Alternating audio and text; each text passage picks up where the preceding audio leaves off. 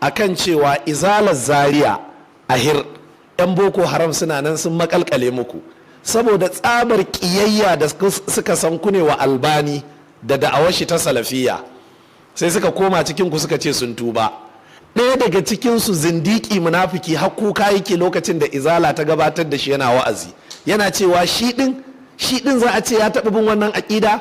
Allah ya tsine wa makaryaci, ni ko nake cewa ina da jeren giyar kasusuwan shi guda 17 waɗanda kowane ɗaya a ciki yana tabbatar da wannan mugunya aƙida, yana tsinewa Abubakar Mahamudu Gumi, yana cewa Gumi har ya mutu mutuwar banza yayi saboda har ya mutu bai yi jihadi ba.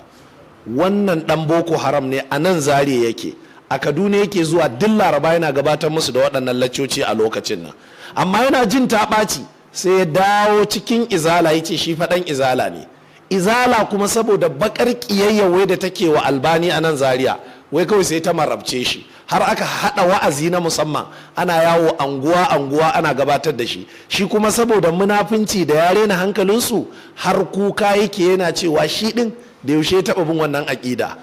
To lallai dai taken wa'azinmu yana nan, in an ƙi ji ba a ƙi gani ba. Izala Zaria a yi a hankali. Allah maɗaukakin